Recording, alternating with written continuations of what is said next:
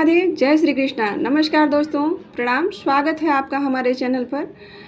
आज हम जानेंगे वट सावित्री व्रत की बहुत ही सरल पूजा विधि, जो कि आप बहुत आसानी से कर सकती हैं। अगर आप नई हैं और अगर आप पहली बार पूजन कर रही हैं तो आप इस वीडियो को ज़रूर देखें, और अगर आप हमारे वीडियो पर नए हैं तो प्लीज़ चैनल को सब्सक्राइब कर लीजिए और बेल आइकन प्रेस कर दीजिए, ताकि आगे आने वाली वीडियो का नोटिफिकेशन आप तक पहुंचता रहे, और एक लाइक तो कर दीजिए।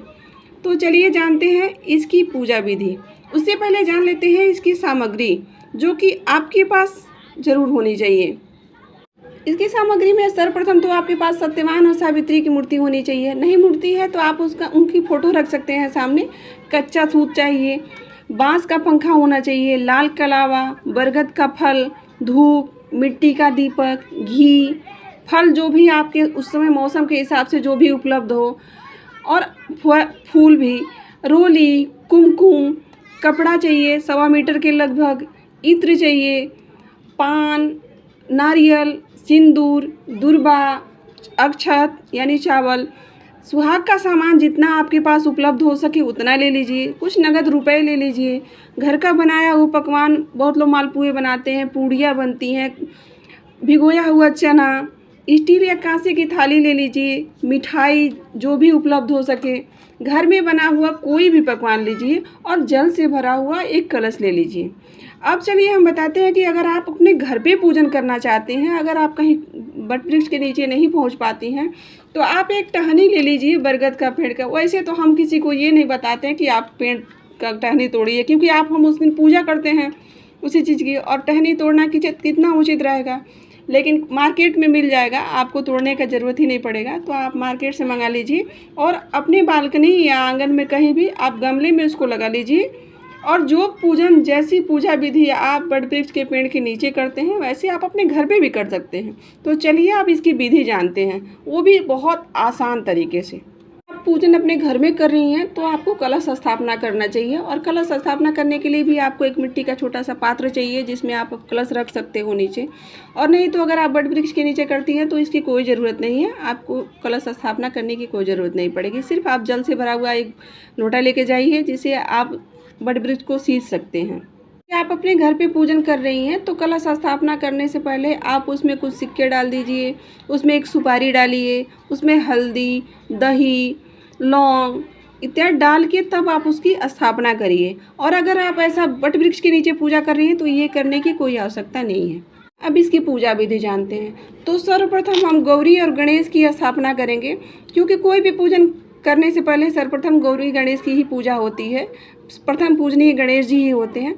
तो हम गौरी गणेश सुपारी से गौरी और गणेश जी बनाएंगे और उनकी स्थापना करेंगे वहाँ पे। और बाकी सब सामग्री चढ़ाते हुए हाथ में अक्षत, जल और फूल और भिगोया हुआ चना जो हम प्रसाद के लिए लेके गए हैं, उसको हाथ में लेते हुए अखंड सौभाग्य का संकल्प करेंगे। और संकल्प लेते हुए अपने गोत्र का नाम लेंगे, और माता सावित्री और सत्यवान से प्रार्थना करते हुए गौरी गणेश का पूजन करेंगे, और भगवान गणेश से प्रार्थना करेंगे, हे प्रभु हमारा सौभाग्य अखंड रहे। ये करते हुए हम वो सब सारी चीज़ें जो हाथ में ली हैं वो गणेश जी को समर्पित कर देंगे। जल से वट वृक्ष को सींचेंगे। उसके बाद जो हम आटा लेके गए हैं उसमें हल्दी डाल के ऐपन बनाएंगे, और उसको लेकर वट वृक्ष के जड़ के ऊपर एक आकृति बनाते हुए, जिसे सावित्री देवी मानकर वो आकृति बनाएंगे। फिर उसका पूजन हम करेंगे। फिर सावित्री देवी को हम सिंदूर लगाएंगे। चूड़ी, बिंदी, सिंदूर, जो कपड़ा लेके गए हैं आपने, कुछ लोग साड़ी लेके जाते हैं, कुछ दुपट्टा लेके जाते हैं, जो आप वस्त्र लेके गए हैं आप उनको वो चढ़ा दीजिए। अब ये रह गया, कुछ लोग बोलते हैं कि ये चढ़ाया हुआ सामान हम किसको दें। तो आप ये जो सामान चढ़ा रही हैं श्रृंगार का, ये आप अपने सास को दे सकती हैं, और नहीं तो आप पंडित जी को भी दे सकती हैं मंदिर में ले जाके। दोनों ही परिस्थिति में ये उचित रहेगा, आप किसी को भी दे सकती हैं। उसके बाद हम वट वृक्ष का सिंचन करेंगे और सावित्री देवी की मूर्ति का भी पूजन शुरू करेंगे। फिर गौरी गणेश का भी पूजन करेंगे, और सावित्री देवी को जो सिंदूर लगाए हैं वो अपनी मांग में भी लगा लेंगे। बाकी जो वहाँ समूह में औरतें बैठी हैं उनको भी सबको सिंदूर लगाना चाहिए। ऐसा बोलते हैं कि ऐसा करने से आपका सौभाग्य अखंड होता है। उसके बाद हम कलावा जो कच्चा सूत लेके गए हैं उसको लेके 5, 7 या 11 बार वट वृक्ष को फेरी लगाते हुए उसे बांधेंगे और फिर हाथ में चना और फूल लेकर हम सावित्री देवी की कथा सुनेंगे। वट सावित्री व्रत की जो कथा होती है वह कथा हम सुनेंगे। कोशिश करिए कि आप उस दिन पीला सिंदूर ही लगाइए, क्योंकि सिंदूर पीला ही होता है। जो लाल कलर का होता है वो रोली होती है, उसे रोली कहा जाता है, क्योंकि विवाह में यूज किया हुआ सिंदूर वो पीला वाला ही होता है। तो ज़्यादातर पूजन में, छठ में या वट सावित्री में या कोई भी ऐसा व्रत होता है तो हम पीला सिंदूर ही लगाते हैं और पूरी मांग भर के लगाइए। आप गणेश जी को जनेऊ अर्पित करिए, वो जनेऊ आप बाद में अपने पति को भी दे सकती हैं पहनने के लिए। उसके बाद जितना श्रृंगार का सामान हो आप गौरी जी को भी चढ़ाइए। वट वृक्ष के नीचे आप, बहुत लोग अपनी अपनी श्रद्धा है, बहुत लोग बिछुआ, पायल, जितना जिसके पास हो पाता है वो सब चढ़ाते हैं। आजकल सारी चीज़ें मार्केट में आपको बहुत आसानी से मिल जाती हैं। आप बांस का पंखा ज़रूर लेके जाइए, क्योंकि यह पारंपरिक चीज़ है। ऐसा माना जाता है कि सावित्री देवी भी अपने पति को, जब उनके प्राण वापस आ गए थे, तो उन्होंने बांस का पंखा ही झेला था।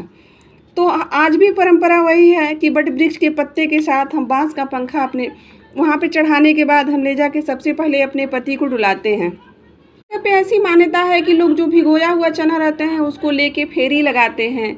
फिर जो आप मीठा पकवान बना के लेके गई हैं उसको चढ़ाते हुए 108 बार, वो 108 पकवान लोग बना के लेके जाते हैं, उसको भी लेके हाथ में फेरी लगाते हैं।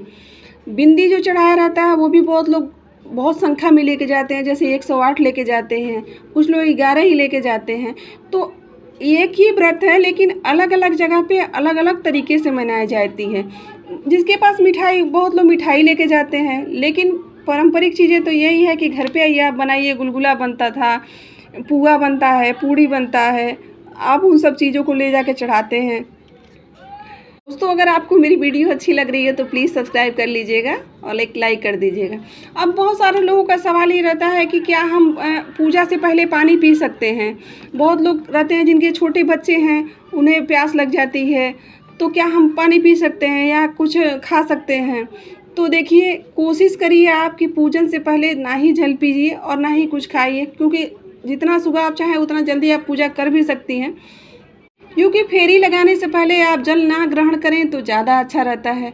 इसमें देखिए, बहुत लोग रहते हैं जो निर्जला व्रत रखते हैं, बहुत लोग मीठा भोजन करते हैं और बहुत लोग भोजन कर लेते हैं। तो सबकी अलग अलग मान्यता है, सब अलग अलग तरीके से व्रत रखते हैं। और देखिए, जो आप पंखा जो बांस का लेके गई हैं ना, उसे वृक्ष को ज़रूर डुलाइएगा, उसके बाद ही अपने पति को डुलाते हैं घर पे लाके। और जितना हो सके आप 10-20 रुपया जितना हो सके उतना दान के लिए ज़रूर निकालें। उस दिन दान करने का भी विशेष महत्व है, दान करना ही चाहिए। कुछ जितना आपके पास हो सके उतना करिए। परिस्थिति और देश काल में परिवर्तन के अनुसार चीज़ें बहुत बदल रही हैं, लेकिन फिर भी हम कोशिश करते हैं कि पारंपरिक चीज़ें साथ में लेके चली जाएं। लोगों के यहाँ मान्यता है कि वट वृक्ष का पूजन करके आते हैं, उसके बाद पति का भी पूजन का विधान है। हमारे वहाँ तो नहीं होता है, लेकिन बहुत लोग के यहाँ ऐसा होता है। तो ऐसे जैसा आपके वहाँ होता है आप ज़रूर करिएगा। वट सावित्री का व्रत अखंड सौभाग्य के साथ साथ उस दिन अमावस्या भी रहता है, तो अमावस्या के दिन दान का भी विशेष महत्व रहता है। और आप उसके बाद घर पे आइए, अपने पति का पैर छूइए, उनसे आशीर्वाद लीजिए, उनको जो पंखा बांस का लेके गई हैं पूजन किया उसको झेलिए, और उसके बाद आप अपना व्रत तोड़ सकती हैं। व्रत तोड़ना नहीं रहता, मतलब वही जो मीठा भोजन आप चाहें वो कर सकती हैं। तो दोस्तों, आज की जानकारी कैसी लगी कमेंट करके ज़रूर बताइएगा, और अच्छी लगी तो हमारे चैनल से प्लीज़ जुड़ जाइए, बेल आइकन प्रेस कर लीजिएगा ताकि आगे की वीडियो भी आप तक पहुंचती रहे। राधे राधे, जय श्री कृष्णा। भगवान शंकर आपका सदैव कल्याण करें। जय श्री कृष्ण।